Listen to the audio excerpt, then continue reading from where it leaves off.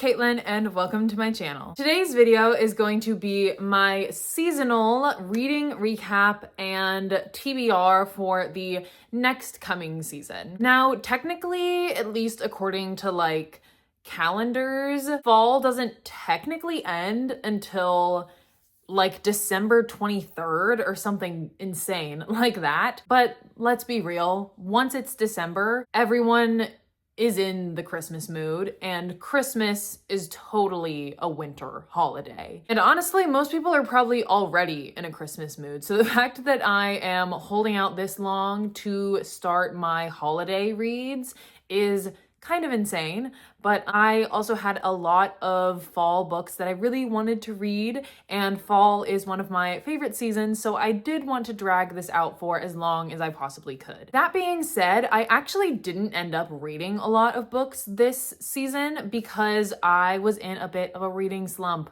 which sucks because, again, there were so many fall books that I bought specifically for this season or this year for me to read them during this season, and I unfortunately didn't get to all of them, but I guess that also just means that I will have some for next year and that I won't have to go out and buy a bunch. But with that being said, let's go ahead and get into the specifics about the books that I read this fall. First up, I read If Not For My Baby by Kate Golden. I gave this book 4 out of 5 stars on Goodreads. The first thing that attracted me to this book is the fact that this man on the cover, the male main character, looks so much like Hosier, and because the entire plot is about this man being in a folk band, and I was like, oh, so this is Hosier fan fiction. Got it.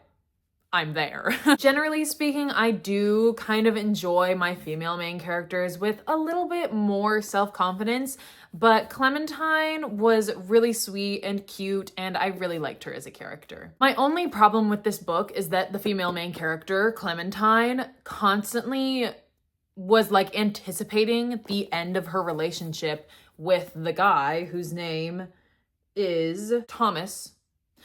I totally understand that because like he's a big singer and she was just like a backup singer for his band on tour, but that doesn't make it any less irritating, and that doesn't take away from the fact that I wanted to throw my book across the room every time she brought up the fact that their relationship would never last, especially because obviously it did. Next, I read The Pumpkin Spice Cafe by Lori Gilmore. I ended up giving this book 2 out of 5 stars on Goodreads. I'm like 99.9% sure that the main female character in this story is named Jeannie, but I was calling her Jenny the whole time because I think that's a stupid name. I was so constantly irritated by the fact that Jenny was just constantly talking about how she needed to completely change who she was as a person and her entire life because she moved to this small town. Like, there's obviously nothing wrong with like wanting some change in your life,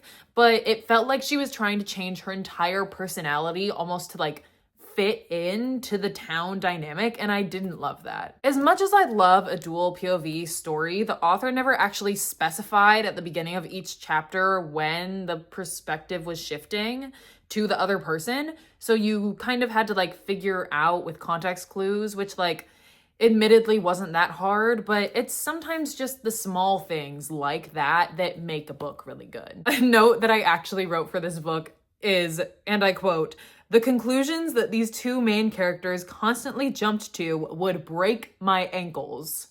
And I stand by that because they literally constantly assumed stuff about each other without actually communicating or talking, and it was infuriating. Also, maybe I'm just like completely misunderstanding the timeline for this book, but I'm like pretty sure that the two main characters said "I love you" to each other before they even officially said they were dating, which maybe for some people is totally normal, but I found that really strange and quite frankly a little alarming. And it's honestly such a shame that I didn't end up liking this book because the way that people online talk about this book, I was so excited for it and I really thought I was gonna love it and I just didn't. The next book that I read is Pumpkin Spice and Everything Nice by, and forgive me for this, Katie Cicatelli Cook, I think. I ended up giving this book 3 out of 5 stars on Goodreads. I admittedly liked the concept of this story a lot more than I actually liked the book. And while the main female character in this book, Lucy, was probably more annoying than the female main character from the last book, I was willing to let this one slide a lot more because Lucy is 16 and the girl from the last book was an adult. I also expected this book to be a lot more romance heavy than it actually was. And I don't think I'm insane for that because I swear there was a scene in this book where I thought the main male character, Jack, was going to tell Lucy that he had feelings for her, but then it just never happened. Like the tension was there, the like unspoken truth was there, but he never said anything, and I was really confused. I found myself skim reading through this book a lot, honestly, and that's such a shame because, again, I love fall as a season and just fall-themed books in general, and it took me a really long time this year to find a fall book that I really enjoyed. The next book that I ended up reading was Falling Like Leaves by Misty Wilson, and I ended up giving this book 5 out of 5 stars. This was undoubtedly one of my favorite fall books that I read this year. The two main characters in this book, Cooper and Ellis, are so perfect, not only together, but like separately. I just loved them so much. Also, this book has one of my favorite tropes, which is city girl falls in love with small town life. I also didn't know that this book came out this year, so imagine my absolute shock when they referenced Taylor Swift and Travis Kelce in this book. Something that I really appreciated is that whenever a character was upset about something, it was completely justified. And I know that might sound like a kind of basic thing that would like make sense and not really be something that deserves high praise, but trust me, after the couple of books that I read before this one, it is high praise because apparently it's really hard sometimes. I also liked that the female main character's like friend from the city, I think her name was Fern or something like that, wasn't actually a snooty brat from the city. Like she was actually a really good friend. And finishing this book actually gave me an extra dopamine boost because this book ended up being the last one that I needed to complete my reading goal on Goodreads. Next up, I read Under Pink Skies by Hallie Ann. I ended up giving this book 4 out of 5 stars on Goodreads. Going into this book, I totally expected it to be a like summer themed book solely based on the fact that there are pink skies, which doesn't really make sense, but it's just how my brain worked.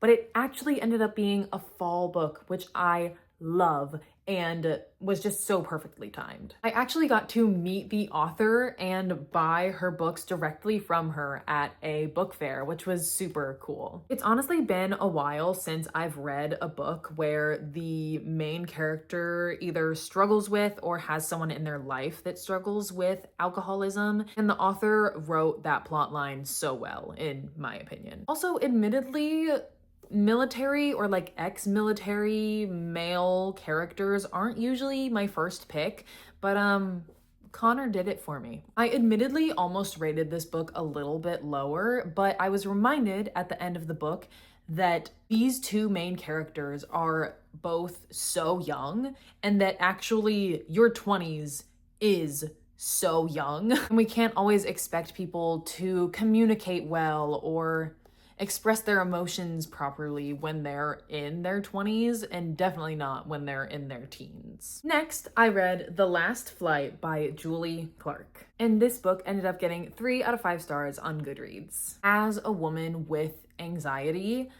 this book was so deeply unsettling, but also so good. I honestly do prefer my books with a lot more dialogue though, but I can't really fault that to this story because for the most part, the main characters that we follow were alone. Also, this is gonna sound strange, but I think my biggest problem with this book is that I just didn't want to be reading it. I thought that I wanted to read something like kind of scary around Halloween time, but I think the entire day of Halloween, I didn't pick up this book once. So I was still reading this mystery that was honestly just dragging on and on and on.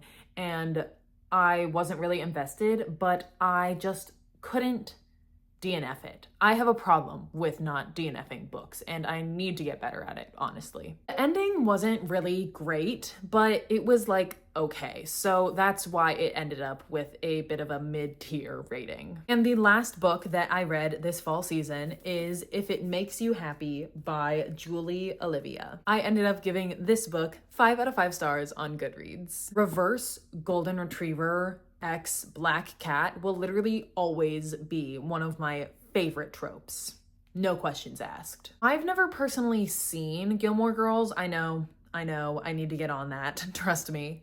But I feel like this town has a very similar vibe to that one, at least from what I've heard about the series. As a girl in her early 20s, it's honestly really nice to read about characters like in their late 20s / like early 30s, kind of still trying to figure out their lives a little bit, because it puts me at ease knowing that there are some people older than me that still are navigating life and how exactly to live their lives and what job they want and that kind of thing. I loved all of the dynamics of all the different characters, and there were a lot, but I just think that all the different relationship types throughout the entire cast, if you will, was so fun to read about, especially when we got to flip perspectives between the female main character and the main male character and got to see those same dynamics from someone else's perspective. Also, despite what I said about an earlier book, I do tend to have kind of mixed feelings about when the female main character leaves her big city life to live in a small town with this man she just met.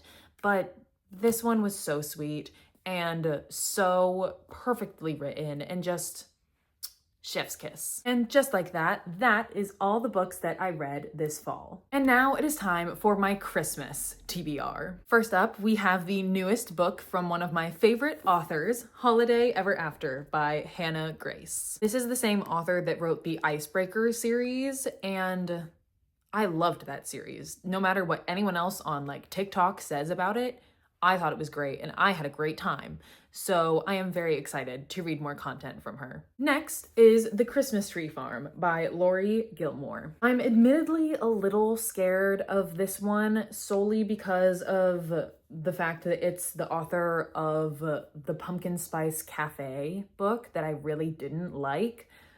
But I have to give it a shot. I mean, it's a Christmas tree farm. That's a Taylor Swift song. Next is A December to Remember by Jenny Bayliss. This one is more about family than it is about romance, and I think it's nice to throw in a couple of books every once in a while that aren't necessarily so romance-based, because it can get a little old at times. Next up, we have Wreck the Halls by Tessa Bailey. I read her books just for the summer and Hook, Line, and Sinker so long ago, but I remembered really liking them, so I am very excited to read this book. Next up, I have One Day in December by Josie Silver. I admittedly don't remember a lot about this book, I'm gonna be honest, but it's Christmas themed, or at least it's December based, so I need to read it this next month, obviously. And last but most certainly not least on my Christmas TBR is The Christmas Fix by Lucy Score. I'm very hopeful that I am going to really like this author because I know that she has another really popular series, but I've just been too scared to start it. I don't know why, but something about the covers scares me and makes me think it's gonna be like really angsty and sad. and I want that spell on my mind to be broken. So I'm thinking that maybe reading something else by her will fix it. And with that, that is all the books that I am planning and hoping to read in December. Make sure to comment down below any other Christmas themed books that you are hoping to read this Christmas season. If you enjoyed this video, don't forget to like, comment, and subscribe, and I will see you in the next one.